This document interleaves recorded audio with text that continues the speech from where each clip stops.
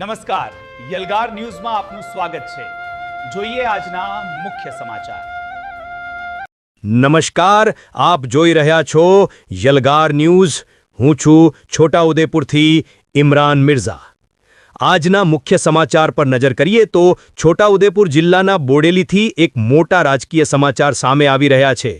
બોડેલી નગરપાલિકાની પ્રમુખ અને ઉપપ્રમુખ પદની ચૂંટણીને લઈને ચાલી રહેલી તમામ અટકળોનો અંત આવ્યો છે। ભારતીય જનતા પાર્ટી દ્વારા બોડેલી નગરપાલિકાના મહત્વના હોદ્દાઓ માટે સત્તાવાર નામોની જાહેરાત કરી દેવામાં આવી છે। બોડેલી નગરપાલિકાના પ્રમુખ તરીકે ઉમેશભાઈ રાઠવા, ઉપપ્રમુખ તરીકે પદ્માબેન પટેલ, કારોબારી અધ્યક્ષ તરીકે જિગ્નેશભાઈ ચોકસી અને દંડક તરીકે પાર્થભાઈ સોનીની વરણી કરવામાં આવી છે। ખાસ વાત એ છે કે બોડેલીની આ પ્રથમ નગરપાલિકા છે જેમાં ભાજપનું ભારે પલડું ભારે જોવા મળી રહ્યું છે।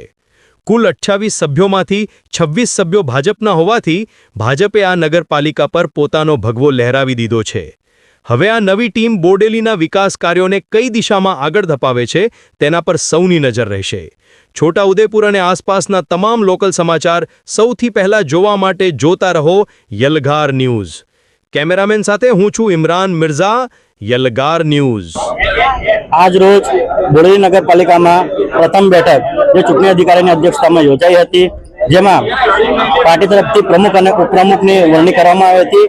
જેમાં મારું નામ પ્રમુખ તરીકે જાહેર કરવામાં આવ્યું છે અને ઉપપ્રમુખ તરીકે પન્નાબેન વિજયભાઈ પટેલને જાહેર કરવામાં આવ્યું। એમાં જે બોડેલી નગરપાલિકાના તમામ નગરસેવકોએ એમને આવકારી લીધા છે અને તે બદલ પ્રદેશની મોવડી મંડળ તેમજ જિલ્લાના તમામ હોદ્દેદારો, જિલ્લાના પ્રમુખશ્રી, મહામંત્રીશ્રી તેમજ નગરના પ્રમુખશ્રી અને તમામ ધારાસભ્યશ્રી, સાંસદ સભ્ય સૌનો અમે આભાર માનીએ છીએ।